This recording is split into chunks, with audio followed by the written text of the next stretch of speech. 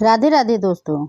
ऐसी संतान माता पिता के लिए किसी शत्रु से कम नहीं है, इसलिए ये 4 काम भूल कर भी नहीं करना चाहिए। जी हाँ दोस्तों, धरती पर एक माता पिता तभी सुखी होता है जब उसकी संतान सुलक्षण और आज्ञाकारी हो। पुत्र वही योग्य कहलाता है जो पिता का आज्ञाकारी हो। पिता भी तभी योग्य कहलाता है जब वह अपने बच्चों का उचित पालन पोषण करता हो, अच्छी शिक्षा दिलाता हो। मित्रों, सच्चा दोस्त वही होता है जो दोस्त विश्वासी हो। पत्नी भी वही अच्छी होती है जो पति को सुख प्रदान करने वाली हो और उसका सुख दुख में साथ ना छोड़ती हो।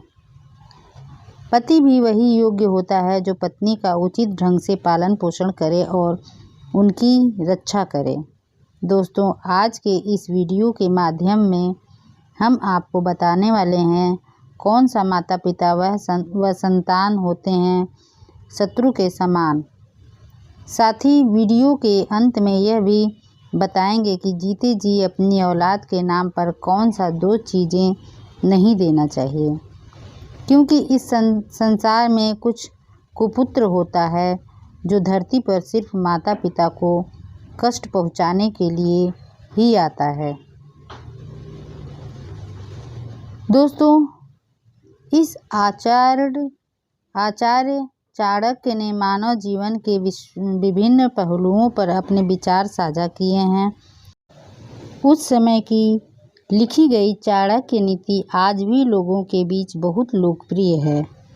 हालांकि चाणक्य के विचार लोगों को कठोर भी लगते हैं, लेकिन सही प्रकार से यदि इन विचारों के मर्म को समझा जाए और अपने जीवन में अपनाया जाए तो व्यक्ति एक सुखी, सफल और संतुष्ट जीवन व्यतीत कर सकता है।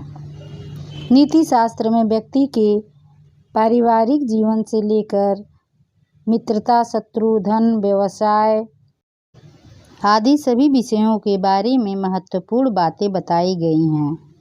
आचार्य चाणक्य ने रिश्तों को लेकर भी अपने विचार साझा किए हैं, जिसके अनुसार कुछ ऐसी परिस्थितियों के बारे में बताया गया है जब माता पिता संतान के लिए और संतान माता पिता के लिए शत्रु के समान हो जाते हैं।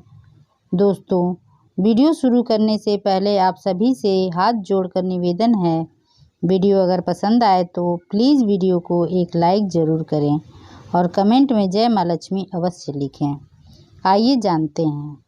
नंबर 1, जो माता पिता संतान अशिक्षित रखें। आचार्य चाणक्य एक योग्य शिक्षक भी थे, इसलिए वे जीवन में शिक्षा के महत्व को भली भांति समझते थे। एक अशिक्षित व्यक्ति को अपने जीवन में बहुत कठिनाइयों का सामना करना पड़ता है और कई बार उसे अपमानित तक होना पड़ता है।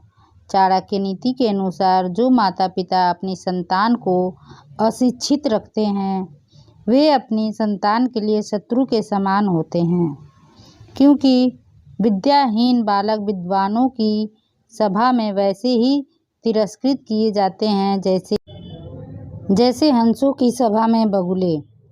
नंबर 2, मूर्ख संतान। आचार्य चाणक्य कहते हैं कि मूर्ख संतान माता पिता के लिए शत्रु के समान होती है। ऐसी संतान माता पिता के कष्टों का कारण बनती है।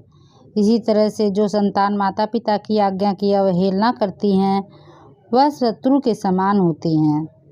नंबर 3, ऋण न चुकाने वाला पिता। आचार्य चाणक्य कहते हैं कि जो पिता कर्ज लेकर नहीं चुकाता है तो कर्ज के कारण उसके पुत्र का जीवन कष्टकारक हो जाता है, इसलिए वह पिता अपने पुत्र के शत्रु के समान होता है जिसके ऊपर अत्यधिक कर्ज होता है।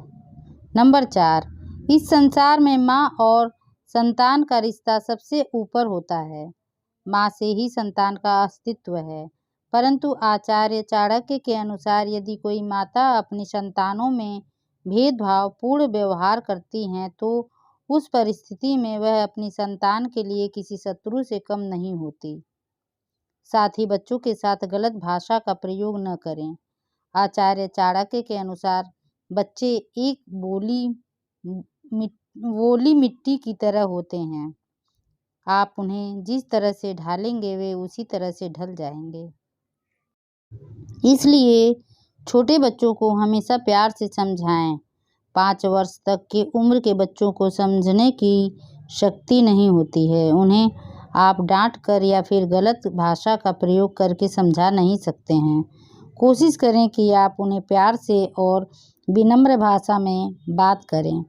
अगर आप उनके साथ गलत भाषा का प्रयोग करते हैं तो आगे चलकर वे आपके साथ और दूसरों के साथ इस तरह का व्यवहार करेंगे। इससे उल्टा उन्हें भी नुकसान हो सकता है। दोस्तों, आइए अब जानते हैं कि जीते जी अपने औलाद को कौन सा 2 चीज़ें नहीं देना चाहिए। नंबर 1, ध्यान रहे दोस्तों, चाहे कितने भी संस्कारी बैठे हों, अपनी सारी भौतिक संपत्ति और बैंक बैलेंस उनके नाम पर भूल कर भी ना करें। कुछ हिस्सा अपने पास अवश्य रखें। बच्चों के इस वादे पर भूल कर भी निर्भर ना रहें कि वह बुढ़ापे में आपकी सेवा करेंगे, क्योंकि समय के साथ उनकी प्राथमिकता भी बदल जाती है। नंबर 2, अपने स्थायी निवास को ना छोड़ें। दोस्तों, ये बातें कड़वा है पर यही सत्य है। जी हाँ, बेटे के कहने से भूल कर भी अपने स्थायी निवास को बेटे के नाम पर ना करें, क्योंकि अंत में बेटों के घरों में अपने आप को पराया महसूस दिलाते हैं। धन्यवाद।